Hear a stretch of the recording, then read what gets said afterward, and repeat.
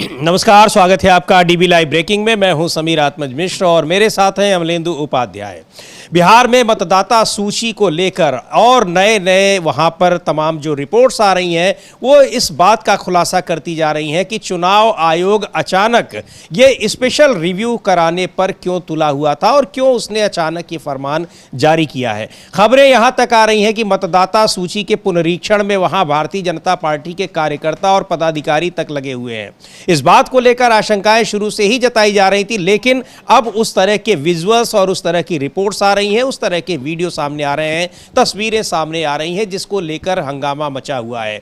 मतदाता सूची को लेकर परेशान अब दूसरे राज्यों की पार्टियां भी हो रही हैं और यहां तक कि एनडीए के घटक दल भी हो रहे हैं। आपको पता, हमने बताया है कि किस तरह से तेलुगु देशम पार्टी ने पत्र लिखा है चुनाव आयोग को और साफ तौर पर कहा है कि मतदाता सूची का जब पुनरीक्षण हो तो उसको स्पष्ट किया जाना चाहिए कि यह सिर्फ मतदाता सूची को रिव्यू किया जा रहा है, इसका एनआरसी से कोई लेना देना नहीं है। यह पत्र लिखा है और जो तेलुगु देशम पार्टी के प्रतिनिधि मंडल ने। और इधर ओडिशा में जिस तरीके से वहां बालासोर की घटना हुई है, वहां एक छात्रा को अपनी जान देनी पड़ी है, उसको लेकर जबरदस्त हंगामा मचा हुआ है और राज्य सरकार घिरी नजर आ रही है। बीजेडी ने आज बालासोर बंद का आह्वान किया है। बीजेडी लंबे समय तक ओडिशा में सत्ता में रही है और पिछले साल अभी जब नई सरकार वहां भारतीय जनता पार्टी की बनी, उसके बाद वो विपक्ष में आई है, उसने आज बालासोर बंद का आह्वान किया है और कल पूरा का पूरा विपक्ष ओडिशा बंद का आह्वान पहले ही कर चुका है, यानी 17 जुलाई को।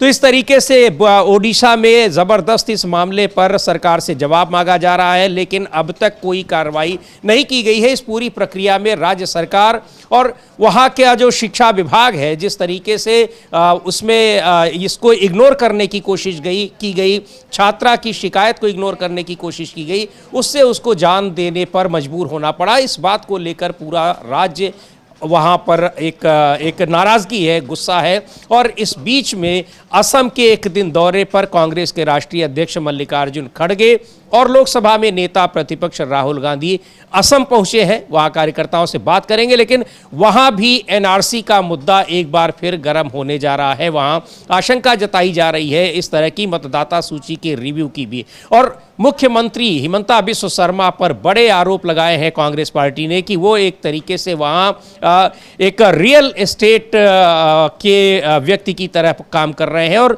बड़े उद्योगपतियों को सस्ते दाम पर ज़मीनें पूरी असम की सौंप दे रहे हैं। ये आरोप विपक्ष ने वहां पर लगाया है, कांग्रेस पार्टी ने भी लगाया और कांग्रेस के नेताओं का आज कार्यकर्ताओं के साथ बैठक है, मुलाकात है। इन सब मुद्दों पर हम चर्चा करेंगे, बात करेंगे, लेकिन सबसे महत्वपूर्ण बात जो खबर आ रही है अभी ओडिशा से, हम आपको सीधे ले भी चलेंगे किस तरीके से वहां बालासोर में बंद का आह्वान किया गया है और भुवनेश्वर में, राजधानी भुवनेश्वर में बीजू जनता दल के नेताओं ने और विपक्षी नेताओं ने वहां सचिवालय के बाहर प्रदर्शन किया है। ये खबर बहुत एक महत्वपूर्ण खबर है, किस तरीके से वहां की राज्य सरकार वहां की कानून व्यवस्था सवालों के घेरे में है। इसको लेकर विपक्ष सरकार पर हमलावर है। हाँ बिल्कुल समीर जी, विपक्ष जो है वो सरकार पर हमलावर है और वहाँ प्रदर्शन हो रहे हैं उड़ीसा में। और आज जो है बीजू जनता दल ने बालासोर बंद का आह्वान किया है, उसकी वजह से सुबह 6 बजे से ही एकदम चक्का जाम है,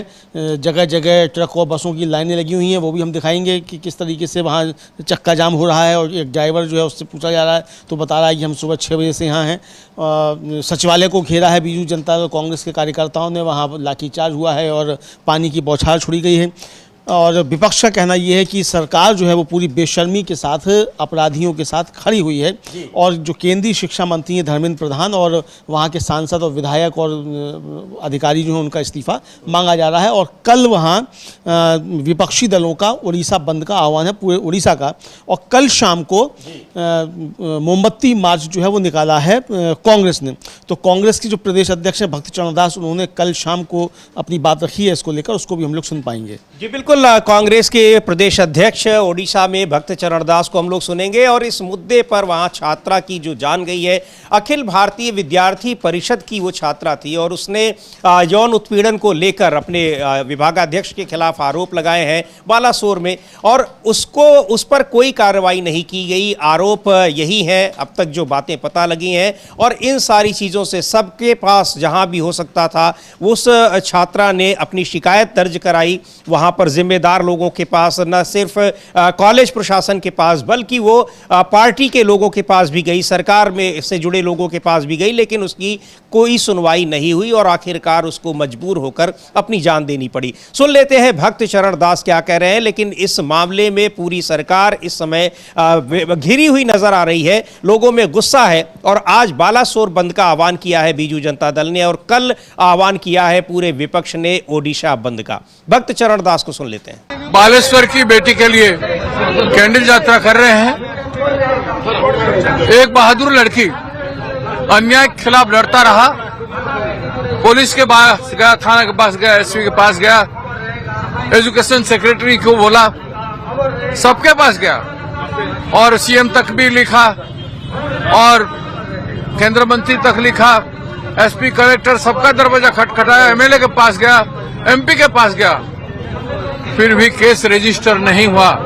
वो भी शासक दल का एबीवीपी का एक विद्यार्थी बच्ची थी, उसके साथ इतना बड़ा अन्याय हुआ, लगा कि सब लोग सोच समझ करके उसका उत्पीड़न और उसकी हत्या करने के लिए प्लान कर रहे थे। इस तरह की पता चल रहा है। खुद को जला, लेकिन जब पेट्रोल डाला तब सीसीटीवी कैमरा ऑन था, सब लोग थे, कैसे पेट्रोल को डाला, कैसे आग लगाया, ये सारा चीज बहुत बड़ा सवाल है।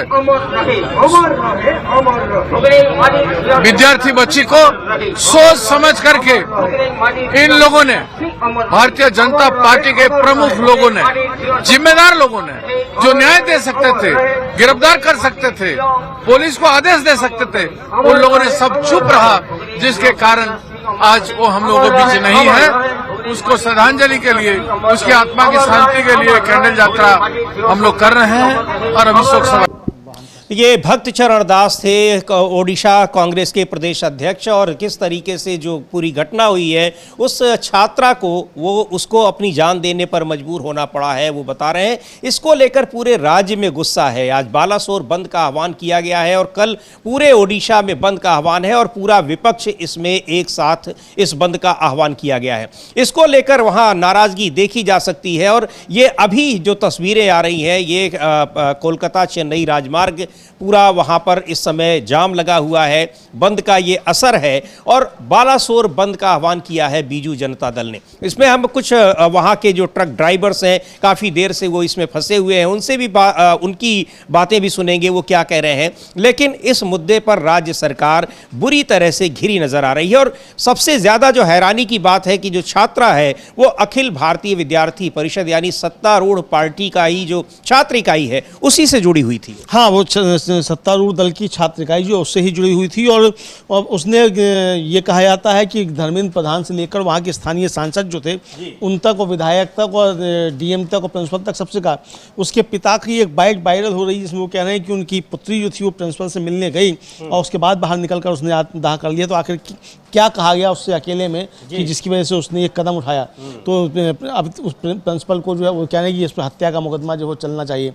अब वो तो सरकार के ऊपर चलाएगी कि नहीं चलाएगी, चूँकि सरकार तो एक तरीके से जो विपक्ष आरोप लगाता रहता है ये यौन अपराधियों के साथ जो है खड़ी रहती है, तो ये वहाँ देखने में आ रहा है। लेकिन इसको लेकर काफ़ी ज़्यादा बवाल वहाँ हो रहा है और आज बालासोर बंद का आह्वान किया है बीजू जनता दल ने, उसकी वजह से लंबी लंबी लाइनें लगी हुई हैं, जैसा आपने बताया, हम सुन भी सकते हैं। जी बिल्कुल, और ये वहाँ पर जो लंबी लाइनें लगी हुई हैं ये आप देख सकते हैं, विजुअल्स वहीं के हैं, ट्रकों की लंबी लाइनें हैं और कोलकाता चेन्नई राष्ट्रीय राजमार्ग है ये। वहाँ पर सुन लेते हैं कि किस तरीके से जो जाम का असर है और जो जाम की वजह से जो वहाँ पर लोग परेशान हो रहे हैं उनका क्या कहना है।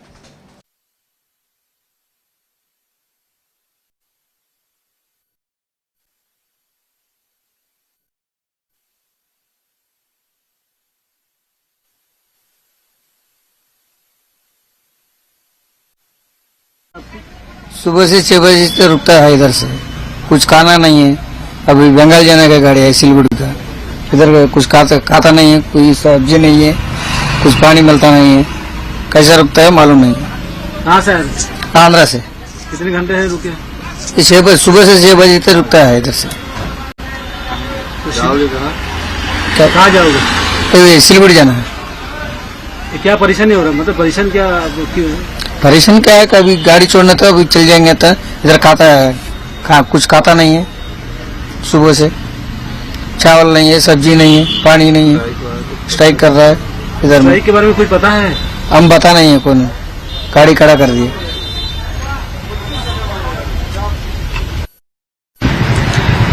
आज क्या कहाँ से आप? हम लोग तो आरा से पारादीप से कोलकाता अभिमुखे जा रहे थे। यहाँ बालेश्वर में सुबह करीब 6 बजे 6-10-15 मिनट में यहाँ पे स्ट्राइक के लिए रुका है लोग। क्या के लिए, ये शायद बीजेडी का तो पोस्टर मरा हुआ है इधर, और जो कोई लड़की जो जल गया है वही उसका हिसाब से, जो कॉलेज छात्र जो मर गया है उसका हिसाब से यहाँ स्ट्राइक हो रहा है। 6 बजे से लेकर 6-10-15 मिनट से लेकर अभी तक हुआ है। कब बजे छोड़ेगा पता नहीं है। इधर खाने पीने का भी बहुत असुविधा है, इधर लेट्रिन बाथरूम के लिए भी प्रॉब्लम है, ड्राइवर लोग के लिए बहुत दिक्कत आता है इधर। ये बालासोर बंद का आह्वान किया है बीजू जनता दल ने। वहीं की ये घटना है जहां वहां पर कॉलेज की छात्रा को अपनी जान देने पर मजबूर होना पड़ा, और आरोप लग रहे हैं कि ये पूरा न केवल कॉलेज प्रशासन और वहां पर स्थानीय प्रशासन की लापरवाही है, बल्कि इसमें राज्य सरकार की भी लापरवाही है, क्योंकि उस छात्रा ने अपनी शिकायत हर संभव उच्चाधिकारियों से और जिम्मेदार लोगों से की थी, लेकिन उसकी सुनवाई नहीं हुई है। बहुत से आरोप लग रहे हैं। राहुल गांधी ने ट्वीट कर के बताया है कि उन्होंने उस छात्रा के पिता से बात भी की है और वो किस तरीके से परेशान है पूरा परिवार। इसको लेकर ज़बरदस्त गुस्सा है ओडिशा में राज्य सरकार के खिलाफ, और राज्य सरकार के खिलाफ इस गुस्से की वजह से वहां पर बालासोर में आज बंद का आह्वान किया गया है, और कल पूरे ओडिशा में बंद का आह्वान किया गया है। और इधर बीच एक अभी जो खबर आ रही है कि असम में आज कांग्रेस पार्टी के राष्ट्रीय अध्यक्ष मल्लिकार्जुन खड़गे और नेता प्रतिपक्ष राहुल गांधी का एक दिन का दौरा है असम का। अभी कुछ देर पहले वहां पर पहुंचे हैं राहुल गांधी, और इस दौरे को लेकर वहां पर काफ़ी चर्चाएं हैं। राज्य सरकार पर कई आरोप लग रहे हैं, खासतौर पर मुख्यमंत्री हिमंता बिस्वा शर्मा के ऊपर। और जब बिहार में इस समय जो SIR की प्रक्रिया चल रही है सवालों के घेरे में है, सुप्रीम कोर्ट में भी उसको चुनौती दी गई है, 28 जुलाई को सुनवाई है, उन सब के बीच असम में कांग्रेस के नेताओं का ये दौरा काफ़ी मायने रखता है। ये विजुअल्स आ रहे हैं वहाँ के एयरपोर्ट के, जहाँ पर राहुल गांधी और मल्लिकार्जुन खड़गे पहुँचे हैं अब से थोड़ी देर पहले।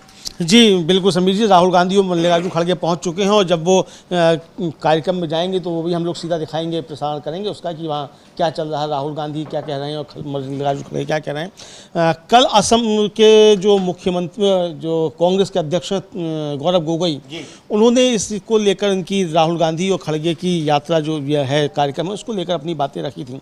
उसको भी हम लोग सुनेंगे कि गौरव गोगोई क्या कह रहे हैं और किस तरीके से हिमंता बिस्वा शर्मा, जो असल हिमंता बिस्वा शर्मा को लेकर एक बड़ी दिलचस्प बात यह है समीर जी कि हिमंता बिस्वा शर्मा बहुत ज़्यादा सक्रिय रहते हैं राहुल गांधी के खिलाफ बोलने में, और राहुल गांधी इस समय असम में है, और असम में गुवाहाटी में है, जो एक तरीके से कहा जाए कि गढ़ जो अभी तक कहा जाता है हिमंता बिस्वा शर्मा का, वहाँ है। तो अब देखना ये है कि किस तरीके से चुनौती राहुल गांधी वहाँ से देते हैं।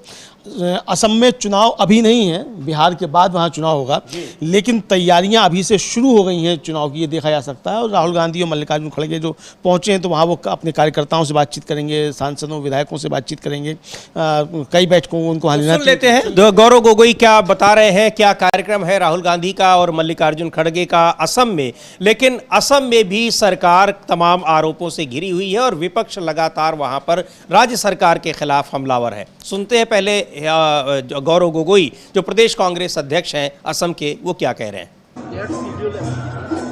No, the message is very clear that Congress party in Assam will fight for justice of all the people of Assam who are living under a regime of fear and terror and intimidation. We will fight for the dignity of all people who are facing persecution by this corrupt and cruel BJP government, and to give a message of solidarity to all the people, whether journalists, farmers, activists, students, Mallikarjun Kharge ji and Rahul Gandhi ji will come and they will tell the people of Assam कि डरो मत, डरने की कोई बात नहीं है, Congress party Assam के लोगों के साथ है। असमिया में एक कहावत है, जो जखन हो वो। इस बार कांग्रेस पार्टी असम के स्वाभिमान और असम के लोगों की हक के लिए लड़ाई लड़ेगी।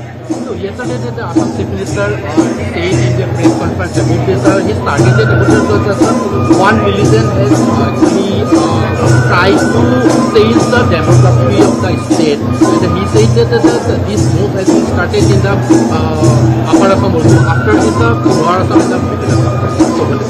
The Chief Minister and his colleagues, everywhere they are grabbing land. They are grabbing land of tribal people. They are grabbing land of poor people. They are encroaching upon government land. The Chief Minister of Assam today is acting like a real estate broker. He has donated close to 17,000 acres of land to outside industrialists without taking the local people into confidence. His family and the family members of his cabinet colleagues are everywhere encroaching upon wildlife corridors to build their resorts and tea gardens. So the entire BJP government, especially those who are close to Chief Minister Himanta Biswa Sharma, are acting like real estate brokers. They are displacing the tribals, displacing the minorities, तो ये अब गौरव गोगोई बता रहे हैं कि किस तरह से असम की राज्य सरकार और ख़ास तौर पर मुख्यमंत्री हेमंता बिस्वा शर्मा वो रियल एस्टेट ब्रोकर की तरह से काम कर रहे हैं और बड़े पैमाने पर ज़मीनों को उद्योगपतियों को दे रहे हैं, जिसकी वजह से ट्राइबल्स को और असम के लोगों को विस्थापित होना पड़ रहा है। एक बड़ा आरोप लगाया है और आज वहाँ पर राहुल गांधी और मल्लिकार्जुन खड़गे पहुँचे हुए हैं असम में और जिस तरीके से आरोपों से घिरे हुए हैं। हालांकि हेमंता बिस्वा शर्मा बीजेपी के मुख्यमंत्रियों में ऐसे मुख्यमंत्री हैं जो काफ़ी मुखर रहते हैं और वहाँ मुखरता में उनकी तुलना जो है वो बहुत ही फायर ब्रांड नेताओं से होती है और वो कोशिश करते हैं कि उनमें सबसे आगे वो दिखाई पड़े। हाँ, और उनकी जो टक्कर समझी जाती है वो योगी आदित्यनाथ और देवेंद्र फडणवीस से समझी जाती है कि भाई इनसे टक्कर ले रहे हैं और चूंकि नई एंट्री है उनकी कांग्रेस से ही आए हैं तो उनको अपने को ज़्यादा साबित भी करना पड़ता है। इस तरीके की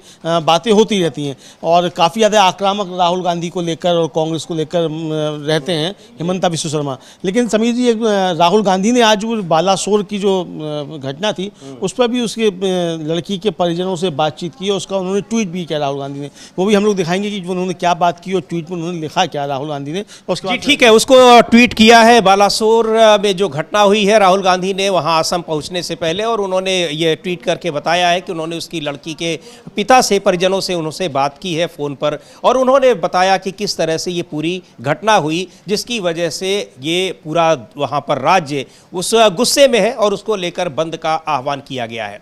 और इधर बिहार में जिस तरीके से मतदाता सूचियों के पुनरीक्षण, गहन पुनरीक्षण का मुद्दा, ये विवाद जोर पकड़ता जा रहा है, उसको लेकर चुनाव आयोग लगातार घिरा दिख रहा है। सुनते हैं पहले तेजस्वी यादव को क्या कहा है और रोज वहां पर नए खुलासे हो रहे हैं। ये इस तरह के भी कई वीडियोज आए हैं, कई रिपोर्ट्स आई हैं कि जो ये मतदाता सूची का जो पुनरीक्षण हो रहा है इस काम में भारतीय जनता पार्टी के कई पदाधिकारी भी लगे हुए हैं। पहले सुनेंगे तेजस्वी यादव क्या कह रहे हैं, किस तरीके से चुनाव आयोग ये मतदाता सूची के गहन पुनरीक्षण का काम कर रहा है और बीएलओज वहां पर किस तरीके से फॉर्म दे रहे हैं, लोगों से फॉर्म भरा रहे हैं और जमा करा रहे हैं। वो पूरी प्रक्रिया विवादों के घेरे में है और ज्यादातर फॉर्म जमा कर लेने का दावा किया है चुनाव आयोग ने। बहुत सारे सवाल उठ रहे हैं, सुनते हैं पहले तेजस्वी यादव को कि वो क्या कह रहे हैं। लेकिन इस मुद्दे पर जिस तरह से वहाँ पर चुनाव आयोग घिरा हुआ है और चुनाव आयोग जिस तरह से उसका जवाब दे रहा है, उस पर रिएक्ट कर रहा है, वो भी बहुत हैरान करने वाला है क्योंकि इस तरह की रिपोर्ट्स करने वालों पर एफआईआर वहाँ पर दर्ज हो जा रही है और अपनी ही खबरों को जो चुनाव आयोग से संबंधित खबरें हैं वो सूत्रों के आधार पर चलाई जा रही हैं, उनका संज्ञान नहीं ले रहा है चुनाव आयोग। खैर, पहले सुन लेंगे तेजस्वी यादव क्या कह रहे हैं और किस तरीके से ये मतदाता सूची का गहन पुनरीक्षण हो रहा है उसके बारे में। एक इंटरेस्टिंग डेटा हम आप लोगों को देना चाहेंगे। हमारे बिहार में वोटर्स टोटल जो थे 7,90,00,000। अगर हम अज्यूम करते हैं कि 1% भी अगर हमारा वोटर छूट जाए और डॉक्यूमेंट ना दे पाए, सत्यापित ना हो पाए, तो क्या फर्क पड़ेगा? 1% अगर आप निकालिएगा 7,90,00,000 का,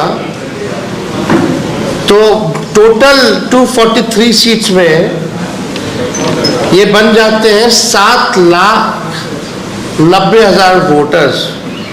यानी इनका अगर वोट कट गया, 1% हम मिनिमम लेके चल रहे, तो यानी आप समझिए कि 7,90,000 वोटर को अगर 243 सीट्स में अगर बांट दें, तो एक विधानसभा में 3,251 वोटर्स का नाम कटेगा। टोटल बूथ वाइज अगर हम कहें, यानी बिहार में टोटल बूथ थे 77,895। यानी अगर 7,90,000 को एवरेज अगर 10 वोट कम करें, तो 10 वोटर आपको लगेंगे कि बहुत कम है। हर बूथ पे 10 वोटर बहुत कम है, नाम का कटा। लेकिन पूरे विधानसभा में लगभग 320 बूथ जो है मिनिमम होते हैं।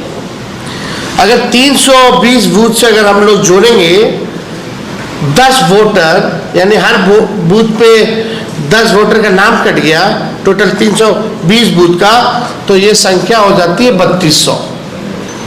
ये वही है, गरीब लोग हैं जिनका वोटर लिस्ट से बाहर जाएगा, जो कमाने बाहर गया है, जो वापस नहीं आ पाए।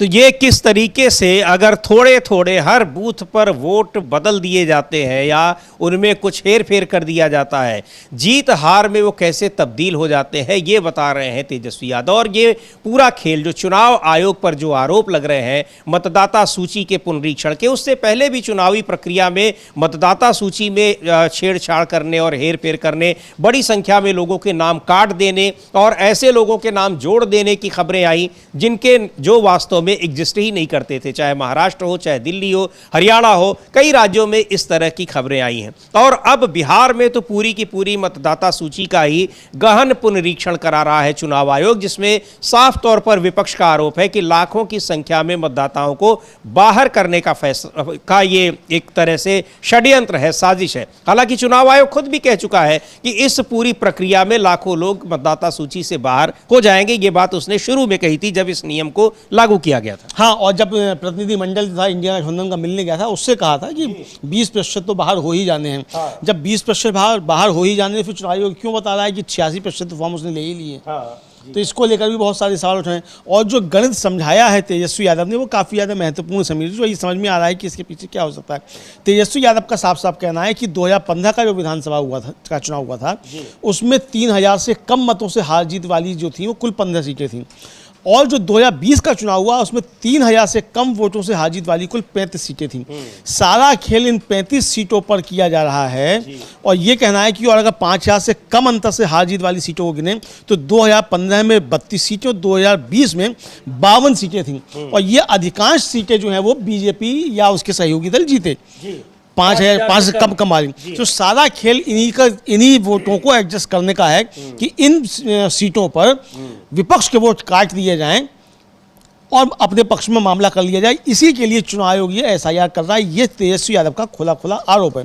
और जो कल उन्होंने बात की, उन्होंने कहा भी कि चुनाव आयोग के माध्यम से बीजेपी का निशाना अब हर ऐसी सीट पर है और ऐसी सीटों के चुनिंदा बूथों, समुदायों, वर्गों के बहाने ये लोग वोट काटना चाहते हैं। लेकिन हम सब सतर्क हैं, हमारे कार्यकर्ता हर जगह हर घर जाकर इनकी बदनीयती का भंडाफोड़ करते रहेंगे। हम लोकतंत्र को ऐसे खत्म नहीं होने देंगे। ये साफ तौर पर तेजस्वी यादव ने कहा है। तो ये साफ तौर पर समझा सकता है कि खेल में चल क्या रहा है इस एसआईआर के पीछे। जी बिल्कुल, इसीलिए एसआईआर को लेकर शुरू से ही उस पर आपत्तियां दर्ज कराई जा रही हैं और उसको लेकर विपक्ष ने नाराजगी जताई है कि मनमाने तरीके से चुनाव आयोग ये फैसला क्यों कर रहा है, और वो भी चुनाव से ठीक पहले। अब उसी आशंका के तहत तेलुगु देशम पार्टी जो एनडीए सरकार का एक अहम घटक दल है और उसी की बदौलत सरकार चल रही है, उसको भी अब आशंकाएं सताने लगी हैं। हालांकि वहां पर आंध्र प्रदेश में अभी 4 साल बाद चुनाव होंगे, लोकसभा के साथ ही वहां भी चुनाव हुए थे और मुख्यमंत्री बने हैं चंद्रबाबू नायडू। लेकिन कल उनकी पार्टी के प्रतिनिधिमंडल ने पत्र लिखा है चुनाव आयोग को, मुलाकात भी की है और आशंका सीधे तौर पर चुनाव आयोग से कहा है कि आप स्पष्ट करिए कि इसका जो SIR कराया जा रहा है इसका मतलब सिर्फ और सिर्फ मतदाता सूची के पुनरीक्षण से ही होगा, इसका NRC से कोई लेना देना नहीं है। और ये उसको आशंका अपनी जताई है। इसको लेकर बिहार में भी जनता दल यूनाइटेड के भीतर भी काफ़ी उथल पुथल मची हुई है। और अब तो जो खबरें आ रही हैं, जिस तरह से भारतीय जनता पार्टी के तमाम पदाधिकारी और नेता उस मतदाता सूची को सही कराने में लगे हुए हैं, तो ये पर्दे के पीछे से नहीं बल्कि ये पर्दे के सामने से भी खेल होना शुरू हो गया है। तेजस्वी यादव ने इस पर एक ट्वीट किया है, उसको भी हम लोग देखेंगे और साफ तौर पर उन्होंने कहा है कि अब तो कुछ भी यहां पर छिपा नहीं है, सब कुछ स्पष्ट हो जा रहा है। तेजस्वी यादव लिख रहे हैं उस वीडियो को ट्वीट करते हुए कि चुनाव आयोग ने कह दिया है कि अब मतदाता सूची का काम बीजेपी संगठन ही देखेगा और भी किसी प्रत्यक्ष प्रमाण की आवश्यकता है क्या। तो ये जो विजुअल्स हैं इसमें बीजेपी की एक महिला मोर्चा की कोई पदाधिकारी हैं जो मतदाता सूची के पुनरीक्षण को सही करवा रही हैं। जी हाँ बिल्कुल। और उसमें उनका बातें भी सुनी जा सकती हैं, चूंकि तेजस्वी यादव ने इसको ट्वीट किया है तो हम लोग उसको सुन भी सकते हैं, कोई दिक्कत वाली बात नहीं है। चूंकि हमारा वीडियो नहीं है उसकी हम कोई पुष्टि भी नहीं करते हैं, तेजस्वी यादव ने इसको ट्वीट किया है तो जिम्मेदारी उन्हीं की है। और उसमें वो जो है साफ तौर पर हुक ताक हो रही है महिला मोर्चा की अध्यक्ष और आम नागरिकों के बीच में कि आप इसको कैसे कर रही हो और आप इसको कौन होती हैं करने वाली, ये उसको हम लोग सुन भी सकते हैं। जी बिल्कुल, उसको देख लेते हैं, सुनते हैं कि किस तरीके से वहां पर वो बीजेपी की नेता उस मतदाता सूची के पुनरीक्षण के काम को ऐसा लग रहा है जैसे उन्हीं की देखरेख में चल रहा हो और वही उसका सुपरविजन कर रही हो। इस तरीके से वहां मतदाता सूची बन रही है।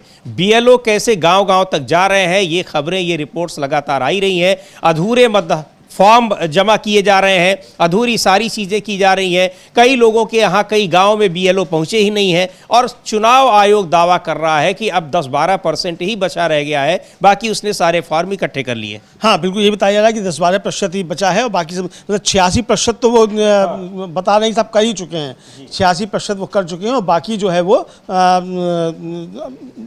कह दिया गया है कि अब जो लोग बाहर रह रहे हैं वो ऑनलाइन भर सकते हैं, ये भी बता दिया गया है। तो यानी समीर जी 95% तक पहुंच जाएगा, ये सब समझा जा सकता है।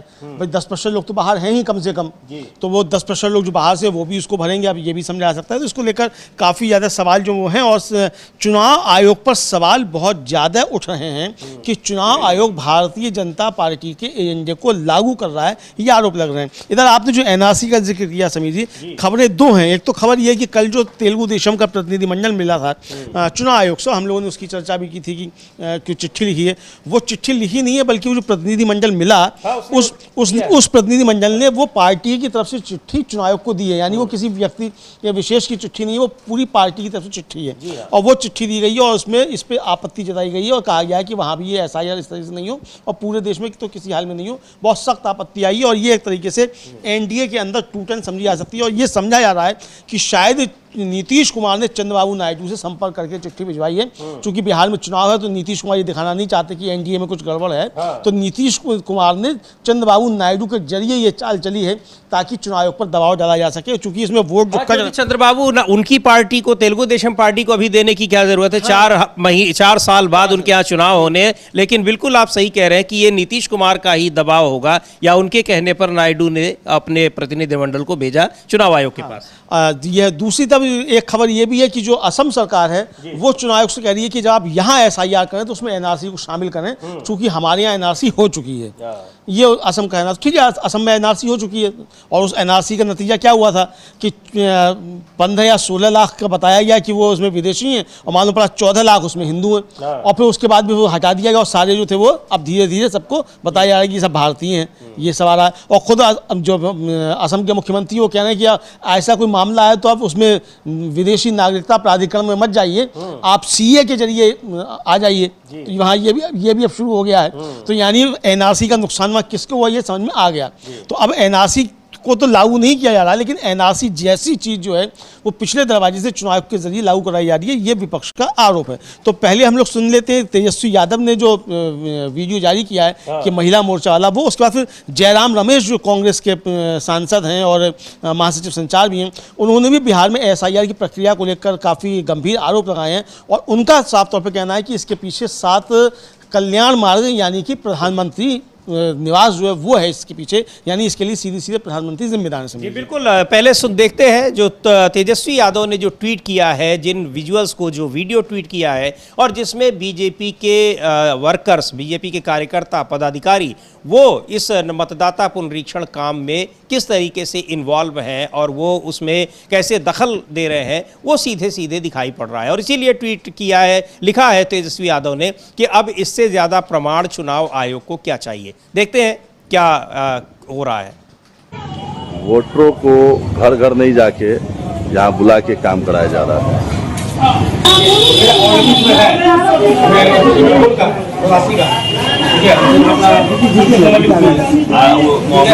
मैडम, ओ मैडम, आप हमको जरा बताइएगा कि आप किस हैसियत से यहाँ पर काम कर रही हैं? आप यहाँ पर कौन हिसाब से काम कर रही हैं? नहीं, समाज सेवी आपका नहीं ना, यहाँ वोटर कर रहा है ना, बीएलओ कर रहा है ना, आप यहाँ क्यों बैठी हुई हैं? नहीं, आपको यहाँ बैठने का उचित नहीं है। शिकायत हो रहा है ना, लोग कंप्लेन कर रहा है। भैया यहाँ का बीएलओ कैसे हम पूछे? कहाँ आरजेडी वाला दिखा दीजिए, कहाँ है? ये बिना मतलब की बात, आप क्यों बैठी हुई है? आपको नहीं बैठना चाहिए ना, आप भाजपा की महिला जिला अध्यक्ष, आपको यहाँ नहीं बैठना है। अरे नहीं, आप नहीं बैठिए ना, बीएलओ काम करेगा कि आप कीजिएगा काम? नहीं, आपको यहाँ नहीं बैठना है, ये गलत काम आप कर रही हैं। बीएलओ कहीं किसी के पास नहीं जा रहे, घर पे सब लोग यहाँ लाइन लगा के परेशान है, जबकि सबके घरों पर जाके उनको करना है। और यहाँ भाजपा की महिला जिला अध्यक्ष यहाँ बैठ के वोटरों को डिस्टर्ब करने का काम कर रही है। तो चुनाव आयोग किस निष्पक्ष चुनाव की बात करता है? चुनाव आयोग किस निष्पक्ष चुनाव की बात करता है? क्या इसको माना जाए कि चुनाव आयोग बहुत सही काम कर रहा है? चुनाव आयोग पर हर तरीके से शक है। और बैठ के वो महिला जिला अध्यक्ष किस हक से, किस हैसियत से उसने यहाँ पर बैठने का काम किया और क्यों उसको यहाँ बैठाया गया है? किन लोगों ने उनको आदेश दिया? और जब मैं पूछ रहा तो कहती है कि नहीं, हम समाज सेवा कर रहे हैं। समाज सेवा उनको करना है कि ये काम बीएलओ का है, उनका मन होगा किसी का फॉर्म नहीं लेंगी, किसी का फॉर्म हटा देंगी। तो इस वीडियो को ज्यादा से ज्यादा शेयर करें, चुनाव आयोग को टैग करे, दरभंगा डीएम तक जाना चाहिए। आप लोग सब इस पर तो ये इस रिपोर्ट को ट्वीट किया है तेजस्वी यादव ने और इसमें दिख रहा है, अब दोस्त रिपोर्टर नाम भी ले रहे हैं वो दरभंगा का, कि वहाँ की महिला मोर्चे की अध्यक्ष जो है, जिला अध्यक्ष, जो भी उनका पद हो, वो कैसे वहाँ पर बैठी हैं और किस अधिकार से बैठी हैं। यानी चुनाव आयोग जो मतदाता सूची का पुनरीक्षण कर रहा है, गहन पुनरीक्षण, उस गहन पुनरीक्षण की जिम्मेदारी बीजेपी के नेताओं को दे दी गई है। इससे ज्यादा प्रमाण क्या होगा, यही सवाल पूछा है तेजस्वी यादव ने। और वो महिला मोर्चा की जो नेता हैं वो किस अधिकार के साथ कह रही हैं, बिल्कुल वो अपने को जस्टिफाई कर रही हैं कि वो वहां बैठी हुई हैं।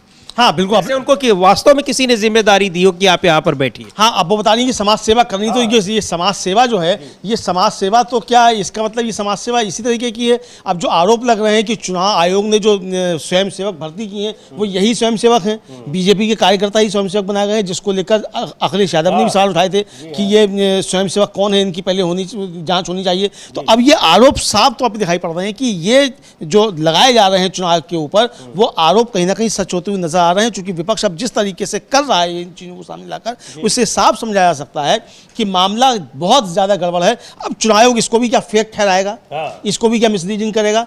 चुनाव आयोग की हिम्मत है तो करके दिखाए, और वरना फिर कहे कि ये कहाँ की चीज़, इसको स्वीकार करे। फिर बिल्कुल सारे जो बीएलओ बैठे हैं उनके बीच में वहां पर वो बैठी हैं महिला, और सीधे तौर पर वहां उस पूरी प्रक्रिया में कैसे दखल दे रही हैं। यानी उनके निर्देशन में मतदाता सूची तैयार हो रही है। चुनाव आयोग जो गहन पुनरीक्षण कर रहा है वो भारतीय जनता पार्टी के पदाधिकारियों के निरीक्षण में, उनके नेतृत्व में ये गहन पुनरीक्षण का काम हो रहा है। और इसी को लेकर तेजस्वी यादव ने ये सवाल किया है कि आखिर इससे बड़ा प्रमाण और क्या होगा। और जो बहुत सारी खबरें आ रही हैं कि कैसे ये मतदाता फॉर्म इकट्ठे किए जा रहे हैं मतदाता सूची के पुनरीक्षण के लिए, उन सब पर तो बहुत सारे सवाल उठ ही रहे हैं। एक बार सुनेंगे कांग्रेस के नेता जयराम रमेश इस बारे में क्या कह रहे हैं। और उनका सीधा आरोप है कि पूरी की पूरी प्रक्रिया संचालित हो रही है प्रधानमंत्री आवास से। बड़ा आरोप उन्होंने लगाया है और ये आरोप लगातार लग रहे हैं चुनाव आयोग पर कि वो भारतीय जनता पार्टी और केंद्र सरकार के निर्देशन में सारा कुछ कर रही है। क्योंकि बिहार का जो मामला है, जो SIR का मामला है, वो एक तरफ आप कानूनी लड़ाई लड़ रहे हैं, दूसरी तरफ राजनीतिक लड़ाई भी आप लोगों को लड़नी पड़ रही है, क्योंकि ये बात कही जा रही है कि ये पायलट प्रोजेक्ट है। नहीं, ये पायलट प्रोजेक्ट नहीं है, ये पायलट प्रोजेक्ट नहीं है। देखिए, ये तो हकीकत है। ये SIR जो इलेक्शन कमीशन करवा रहा है बिहार में, ये असली बात ये है कि SIR जो लोक कल्याण मार्ग में निवास करते हैं वही जिम्मेदार है। लोगों की का जो वोट है, वोट का हक जो हक है, कानूनी, न केवल कानूनी हक है पर संवैधानिक हक है नागरिकों का, उसको छीनने की प्रयास की जा रही है। दलित, आदिवासी, अल्पसंख्यक, महिला, पिछड़े वर्ग इस पर बहुत प्रभावित होंगे। सुप्रीम कोर्ट में मामला लंबित है, अभी 28 को दूसरी बार सुनवाई होने वाली है। सुप्रीम कोर्ट ने भी कुछ सुझाव दिया है बिहार को, और इस बीच इलेक्शन कमिश्नर ने कहा है कि सिर्फ बिहार तक सीमित नहीं है, ये सारे राज्यों में हो जाए करेंगे। नागरिकता को साबित करना इलेक्शन कमीशन की जिम्मेदारी नहीं है, संविधान में उसको जिम्मेदारी नहीं देती है। सिटीजनशिप को साबित करने के लिए इलेक्शन कमीशन सही संस्था नहीं है। तो ये जो, और वो भी 4 महीने पहले, 5 महीने पहले आप ये करा रहे हैं। लोकसभा के चुनाव के पहले क्यों नहीं कराया? लोकसभा चुनाव के बाद में क्यों नहीं कराया? अभी 4 महीने बाकी हैं, आप ये sir special intensive revision of electoral roll आप शुरू करते हैं तो एक भय का माहौल पैदा हो गया बिहार में। लोग चिंतित हैं, पार्टियां भी चिंतित, बीजेपी भी चिंतित है, मैं पढ़ रहा था कहीं, सभी पार्टी चिंतित है। तो इलेक्शन कमीशन ने, मैं समझता हूं, जो लक्ष्मण रेखा है संविधान में वो पार कर दिया। और सुप्रीम कोर्ट ने कहा है, हमने कभी स्टे नहीं मांगा हुआ, हमने कहा देखिए ये हमारी आशंकाएं हैं, ये हमारी मांगे हैं, और सुप्रीम कोर्ट ने सही उसको ठहराया और कहा इलेक्शन कमीशन को कि आधार कार्ड हो, राशन कार्ड हो, या जो एपिक कार्ड होता है, जो इलेक्शन कार्ड होता है, उसको भी आप शामिल कीजिए आपके जो लिस्ट ऑफ जो 11 दस्तावेज कोई व्यक्ति दे सकता है, उसमें ये भी आप शामिल कीजिए। तो अभी देखिए क्या होता है। 28 तारीख को दूसरी सुनवाई होगी, पर पार्लियामेंट में ज़रूर, लोकसभा और राज्यसभा में सभी पार्टी इस पर चिंतित है। TMC चिंतित है, Congress party, RJD, Samajwadi party, वामपंथी पार्टी, सभी लोग चिंतित हैं। सर आखिरी और तो जयराम रमेश कह रहे हैं सभी लोग चिंतित हैं, और चिंता की बात यह है जो संविधान में जो अधिकार दिए हुए हैं उससे परे जाकर जो काम चुनाव आयोग कर रहा है, यानी नागरिकता को जांचने का काम कर रहा है। और इसी आशंका के तहत तेलुगु देशम पार्टी ने भी चुनाव आयोग को पत्र लिखा है और चुनाव आयोग से मुलाकात की है। और दूसरी ओर बिहार में SIR के जरिए ये काम हो रहा है, ये आरोप है विपक्षी दलों के। और किस तरीके से वहां मतदाता सूची बन रही है, अपने आप में ये हैरान कर देने वाली खबरें हैं। ये वीडियो है जो बिल्कुल वहां दिखाई पड़ रहा है कि भारतीय जनता पार्टी के नेता मतदाता सूचियों का जो गहन परीक्षण उसका हो रहा है, रिव्यू हो रहा है, वो वहां बैठकर करवा रहे हैं। अब अगर वो बैठे हुए हैं तो कोई BLO क्या कुछ बोलेगा, चूंकि जिम्मेदार नेता, और हमने देखा भी कि किस तरीके से वो अपने वहां बैठे रहने को जस्टिफाई भी कर रही हैं। एक ये वीडियो आया है दरभंगा का, और इस तरह के और भी कई जगह शिकायतें मिल रही हैं। ये शिकायतें अभी नहीं मिल रही हैं, बल्कि जब बड़ी संख्या में जो ये BLO वहाँ पर नियुक्त किए गए थे, तभी समाजवादी पार्टी के नेता अखिलेश यादव ने सवाल उठाए थे कि आखिर ये जो BLO बनाए गए हैं, जिन पर इसकी जिम्मेदारी दी गई है कि वो घर घर जाकर फॉर्म इकट्ठा करेंगे, वो हैं कौन, उनका परिचय भी चुनाव आयोग को देना चाहिए। अब सीधे तौर पर उनका परिचय मिल रहा है कि ये स्वयंसेवक है कौन। हाँ बिल्कुल, ये स्वयंसेवक कौन है इसको लेकर ये साफ तौर पर समझ में आ रहा है कि ये स्वयंसेवक जो है वो RSS के ही स्वयंसेवक हैं, यानी बीजेपी के ही कार्यकर्ता हैं। चूंकि तेजस्वी यादव जो वीडियो पोस्ट कर रहे हैं, और वो साफ तौर पर देखा जा सकता है कि वो महिला नेत्री जो है बीजेपी की, वो कह रही है हम समाज सेवा कर रहे हैं। अरे समाज सेवा करना है, घर जाके करो समाज सेवा।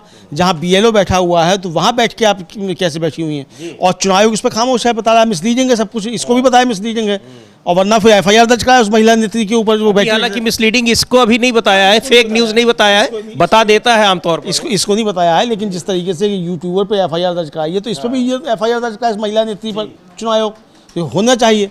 लेकिन वो बहुत हैरान करने वाला वीडियो है। साफ तौर पर यह दिख रहा है कि कैसे वहां पर मतदाता सूची तैयार हो रही है। चुनाव आयोग को ये सारी चीजें क्यों नहीं दिख रही हैं, या फिर जानबूझकर वो देखते हुए भी खामोश है, और जो आरोप उस पर लग रहे हैं कि उस पर दबाव है केंद्र सरकार का कि उसको यही करना है, ये उस दबाव में कर रहा है। लेकिन बार बार वो उन रिपोर्ट्स को फेक कैसे बता रहा है जो आंखों के सामने घटित हो रही हैं। बहुत महत्वपूर्ण ये वीडियो है, ये जो रिपोर्ट है इसको हम लोग एक बार फिर देखेंगे, जिसको तेजस्वी यादव ने ट्वीट किया है। दरभंगा का वो वीडियो है। सीधे तौर पर उसमें दिख रहा है कि महिला नेता न सिर्फ वहां बैठकर मतदाता सूची को तैयार करवा रही हैं, बल्कि वो मतदाता उस पर आपत्ति जताने वाले को भी उस पर सवाल खड़े कर रही हैं और अपने वहां बैठे रहने को जायज ठहरा रही हैं। एक बार और देखते हैं उस वीडियो को, किस तरीके से मतदाता सूची का गहन पुनरीक्षण हो रहा है चुनाव आयोग की तरफ से। वोटरों को घर घर नहीं जाके यहाँ बुला के काम कराया जा रहा है।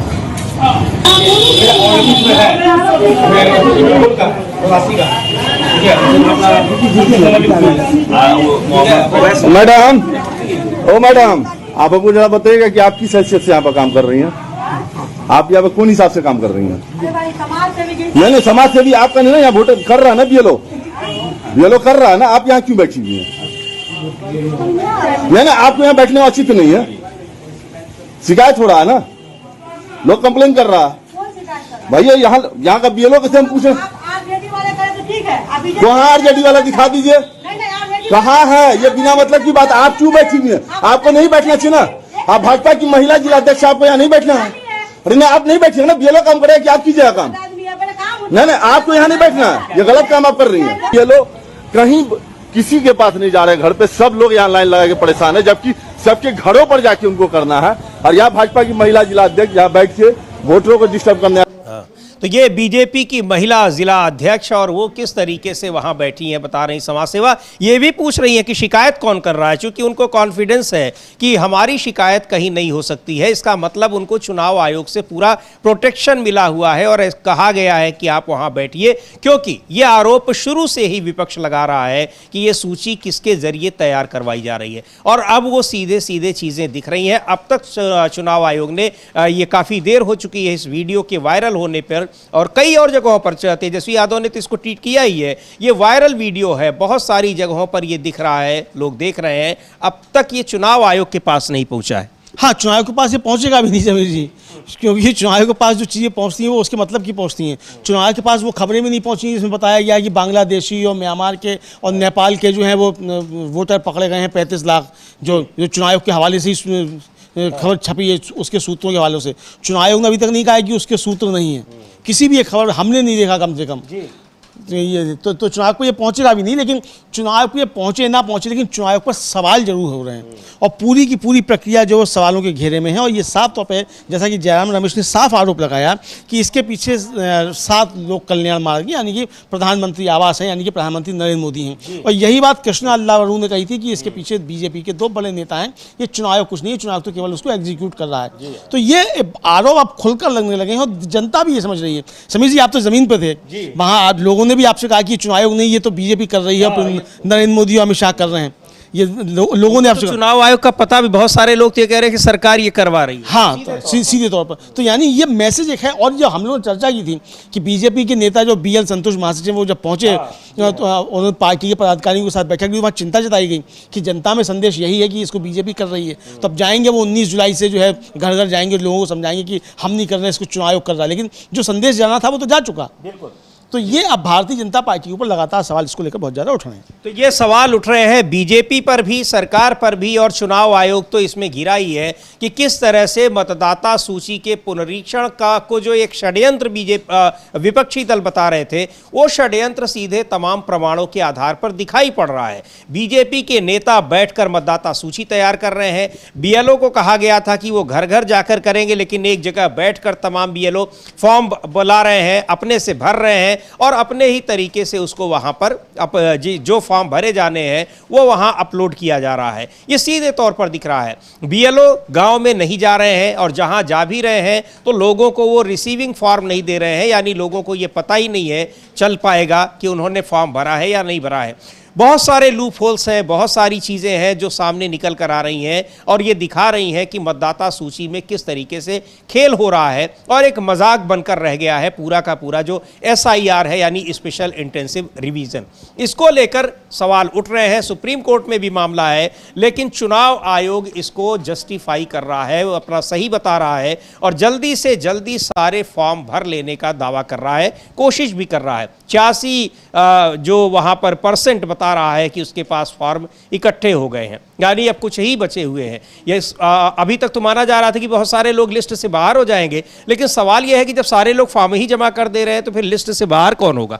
क्योंकि 20% तो बता चुका था, लेकिन 20% तो अब नहीं रह गए, अब तो मुश्किल से 10-12% रह गए हैं, उससे ज़्यादा फॉर्म आ चुके हैं। ये फॉर्म आ कहाँ से रहे हैं, ये बहुत बड़ा सवाल बना हुआ है। हाँ बिल्कुल, बहुत बड़ा सवाल बना हुआ है। और जब आपने 86% से ज़्यादा आपने इकट्ठा कर लिए हैं और फिर आप कह रहे हैं जो बाहर रह रहे हैं वो लोग ऑनलाइन भर सकते हैं, तो यानी कि वो 90% से ऊपर तो मतलब कम से कम पहुंचेगा, 95-96% तक भी पहुंच सकता है।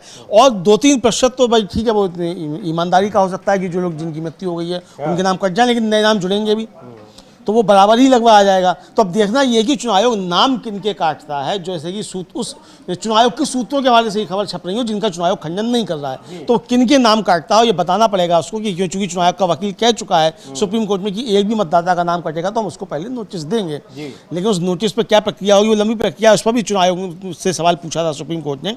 अब ये सामने जब चीज़ें आएंगी तब देखा जाएगा किस तरीके से आगे बढ़ता है। और ये चुनाव इस SIR के अलावा ये भी बहुत सारी खबरें हैं कि बीजेपी बिहार में चुनाव जीतने के लिए क्या क्या कर रही है।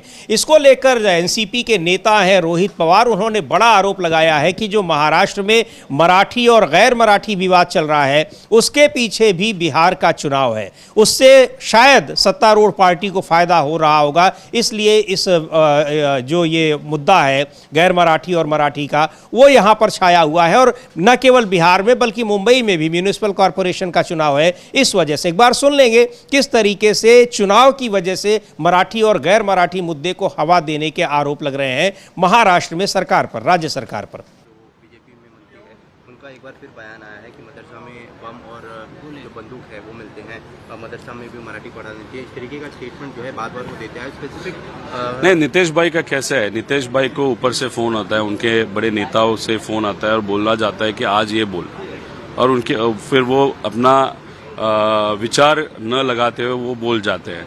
अभी दिशा सैलिन केस में भी वो सबसे अग्रेसिव थे, लेकिन दिशा सैलिन केस में आप सबको मालूम है कि क्या विषय आया था। पुलिस ने भी बताया कि इसमें आदित्य ठाकरे का कुछ भी विषय नहीं है या रिलेशन नहीं है।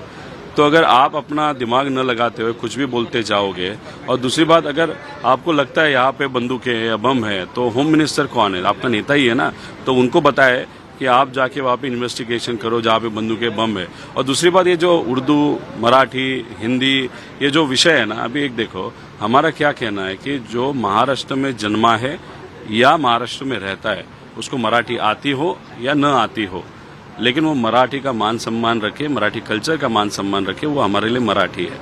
लेकिन इन्होंने क्या किया, ये जो हिंदी सक्ति कायदा है जिसका विरोध हम सब ने किया था बच्चों के एजुकेशन विषय के कारण, तो उसका वो अभी हिंदी वर्सेस नॉन मराठी कर रहे हैं।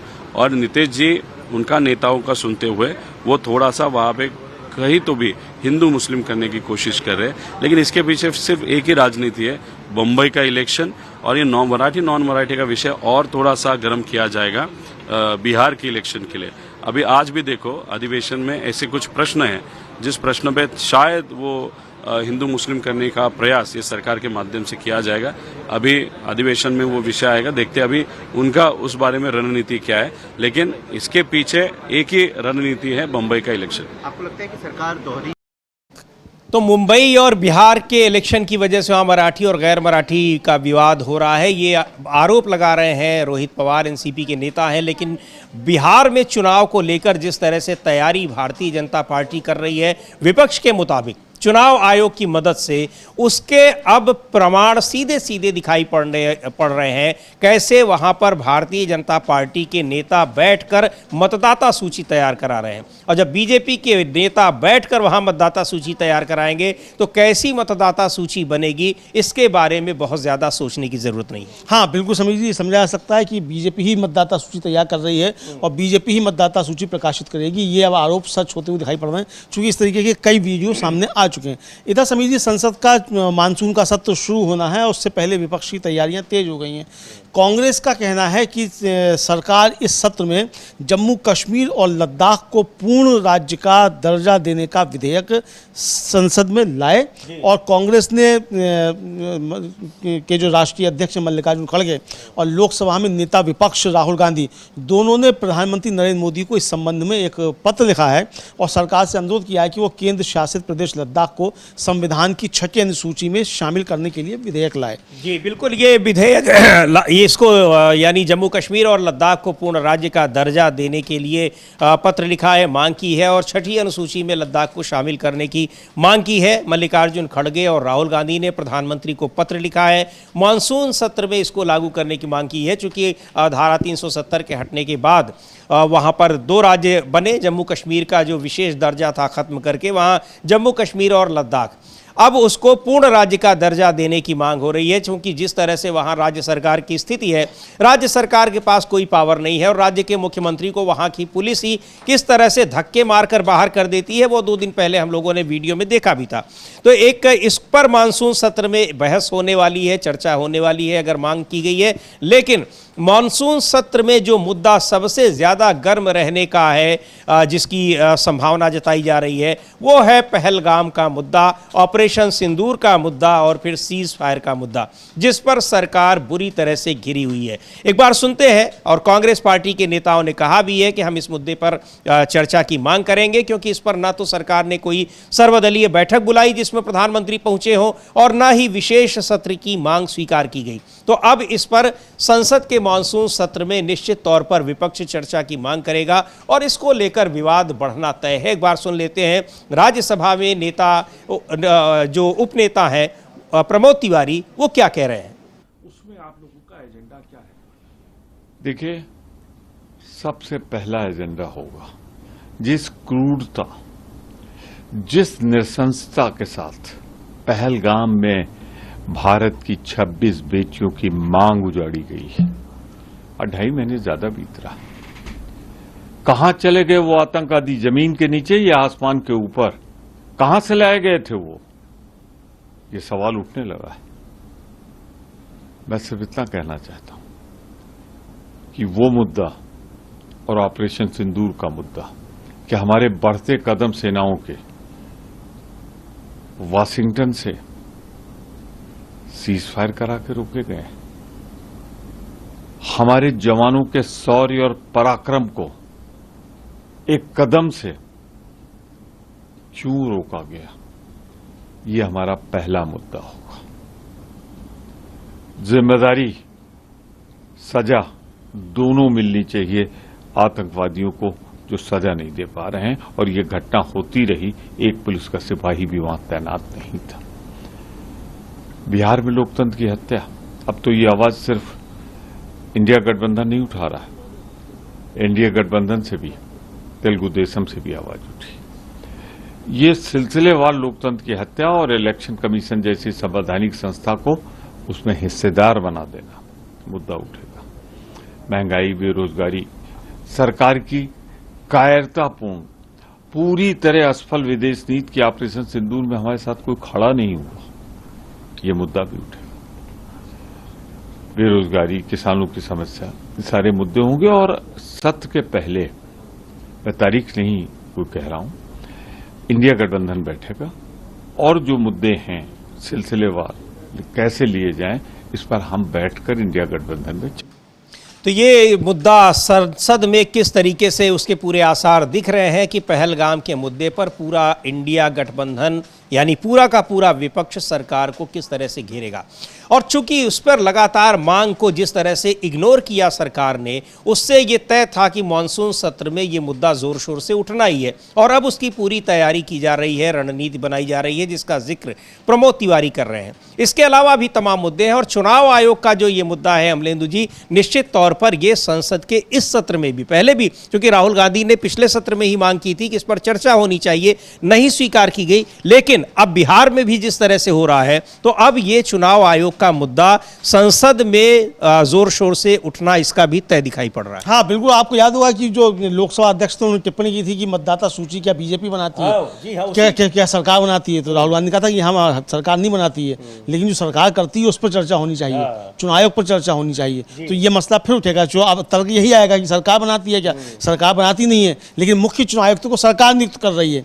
बिल्कुल, मुख्य चुनाव आयुक्त को सरकार नियुक्त कर रही है और मुख्य चुनाव आयोग जो है वो मतदाता सूची बनाने के लिए सरकार की पार्टी के लोगों को नियुक्त कर रहा है, जो हम लोग अभी दरभंगा का वीडियो देख रहे हैं। तो इसलिए अब जो इसने जितने भी स्वयंसेवक नियुक्त किए हैं उन सबका पहले बायोडाटा जारी करे कि ये किस पार्टी से जुड़े हुए हैं, इनकी नागरिकता क्या है, पाकिस्तान से आए हैं, चीन से आए हैं, जापान से आए हैं, अलकायदा से आए हैं, IS से आए हैं, कहाँ से आए हैं ये जो आपने जो स्वयंसेवक जो कार्यकर्ता भर्ती किए हैं, इनके बारे में पूरी सूचना चुनाव को देनी चाहिए। और इन्होंने क्या कागजात अपने दिए हैं जी भाई, आप जो सारी दुनिया से कागजात मांग रहे हैं तो जो कागजात ले रहा है उसके पास क्या कागजात हैं। बिल्कुल। और मुख्य चुनाव तो ज्ञानेश कुमार जी के पास क्या कागजात हैं। तो ये इनको सबको पहले अपने ये जारी करना चाहिए चुनाव आयोग को, मुझे लगता है तब इस पे ज़्यादा अच्छी तरीके से काम हो पाएगा। जी बिल्कुल, और ये जिस तरीके से अब ये लग रहा है कि इस पर संसद के मानसून सत्र में भी गहमा गहमी होगी, वो साफ दिखाई पड़ रहा है, क्योंकि प्रमोद तिवारी जिस तरह से कह रहे हैं कि पहलगाम का मुद्दा, चुनाव आयोग का मुद्दा, ये सारे मुद्दे ऐसे हैं जिन पर संसद में चर्चा होनी है, क्योंकि सरकार पूरी तरह से इन सारे आरोपों पर खामोश है और आंख मूंदे इन सब चीज़ों को देख रही है। चुनाव आयोग पर तो सीधे तौर पर यह आरोप लग रहे हैं कि वो सरकार से मिलकर पूरी चुनावी प्रक्रिया को प्रभावित कर रही है और जिस तरह से बिहार में SIR की प्रक्रिया अपनाई जा रही है, उसमें जो चीज़ें दिखाई पड़ रही हैं, जो रिपोर्ट्स आ रही हैं कि कैसे मतदाता सूची के लिए फॉर्म लिए जा रहे हैं, अधूरे फॉर्म लिए जा रहे हैं और उसके बाद इस सूची को तैयार करने की जिम्मेदारी बीजेपी के नेताओं को दी गई है, जो हमने अभी थोड़ी देर पहले वीडियो देखा है बिहार के दरभंगा का। ये सारी चीज़ें हैरान करने वाली हैं और विपक्ष के आरोपों को पूरी तरह से पुष्ट करती दिखाई पड़ रही हैं। जो बीजेपी शासित या NDA शासित राज्य है, बिहार भी उसमें शामिल है, वो राज्य किस तरह से कानून व्यवस्था को लेकर घिरे हुए हैं, वो भी एक बड़ा सवाल है। और ताज़ा तरीन मामला ओडिशा का है, जहाँ भारतीय जनता पार्टी पहली बार सत्ता में आई है। वहाँ कानून व्यवस्था को लेकर ज़बरदस्त इस समय हंगामा हो रहा है, सरकार के खिलाफ विपक्ष सड़कों पर दिख रहा है। आज बालासोर बंद का आह्वान किया है बीजू जनता दल ने और कल यानी 17 जुलाई को पूरे विपक्ष ने ओडिशा बंद, पूरे ओडिशा को बंद करने का आह्वान किया है। RJD के नेता मनोज झा उस मुद्दे पर क्या कह रहे हैं, एक बार हम लोग सुनते हैं। देखिए, जो हम कहते हैं ना सिस्टमिक मर्डर, प्रणालीगत संस्थागत हत्या, उसका उदाहरण है बालासोर में जो हुआ, उसका उदाहरण रोहित वेमुला था। और इस देश के पद्धतियों को हम इतना संवेदनशील नहीं बना पाए। क्या फायदा वैसे स्लोगन्स का, बेटी बचाओ बेटी पढ़ाओ। हम तो ये कहते हैं कि अब वक्त आ गया है कि बड़ी बड़ी इबारतें लिखवा दो बड़े बड़े होर्डिंग्स पे कि ये देश, बेटियां आपके लिए हम महफूज नहीं कर पाए, आपके लिए सुरक्षित नहीं कर पाए।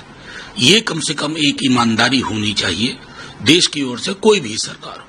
लीलिन मोहंती हैं बीजू जनता दल के स्पोक्सपर्सन, ये मामला पार्लियामेंट में। देखिए, ये असल में क्या है ना कि हम पार्लियामेंट में उठाएंगे, अलग अलग फोरम पे उठाएंगे। महत्वपूर्ण ये है कि निर्भया के बाद जो एक साझी सोच बनी थी वो कहां गुम हो गई। फैक्ट फाइंडिंग टीम एक राज्य में भेजते हैं, दूसरे राज्य में सांप सूंघ जाता है। तो मर्डर, रेप, इस तरह की घटनाओं में ये वाला राज्य वो वाला राज्य, मैं समझता हूं ये उचित नहीं।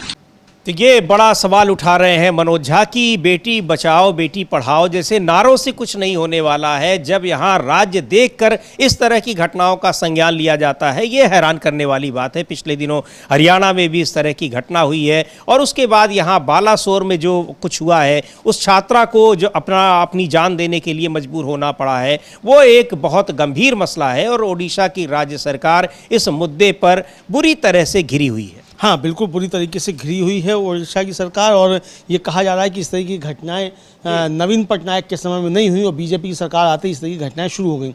और जहाँ जहाँ बीजेपी की सरकारें हैं वहाँ वहाँ बेटियों के ऊपर इसी तरीके की मुसीबतें आ रही हैं और ये आरोप लगाते हुए साफ तौर पर दिखाई पड़ रहे हैं मनोज झा भी। तो ये विपक्ष के जो आरोप हैं, अब ये लगता है कि कुछ सच साबित होते हुए नजर आते हैं।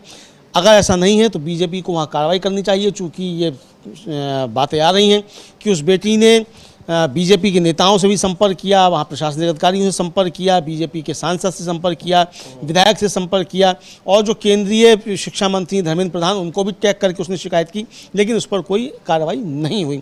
नवीन पटनायक जो वहाँ के पूर्व उप मुख्यमंत्री हैं, उनका साफ तौर पर कहना है कि अगर इसकी जिम्मेदारी तय कर दी गई होती और सरकार ने ठीक से काम किया होता तो उस बच्ची की जान बचाई जा सकती थी, ये घटना नहीं होती। जी बिल्कुल, उसमें पूरी तरह से हर स्तर पर लापरवाही दिखाई पड़ी है, जो खबरें आ रही हैं, जो रिपोर्ट्स आ रही हैं, और इसीलिए राज्य सरकार घिरी हुई है इस मुद्दे पर, चूंकि उसकी शिकायत कहीं सुनी नहीं गई किसी फोरम पर। अब इसको लेकर एक बड़ा आंदोलन चला रहा है विपक्ष।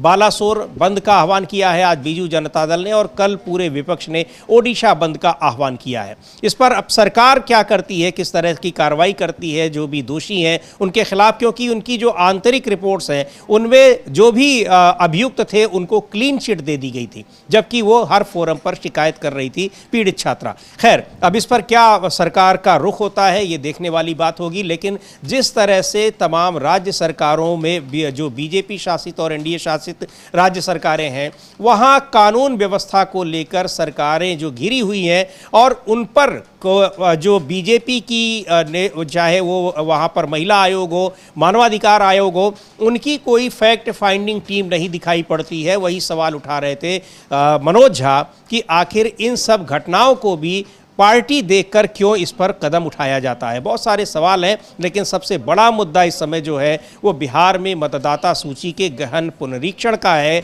जिसमें चुनाव आयोग बुरी तरह से फंसा हुआ दिखाई पड़ रहा है। इन सब पर रहेगी नज़र हमारी, आप बने रहिए डीबी लाइव के साथ। फिलहाल इस कार्यक्रम को भी यहीं समाप्त करते हैं। मुझे और अमलेंदु उपाध्याय को दीजिए अनुमति। नमस्कार।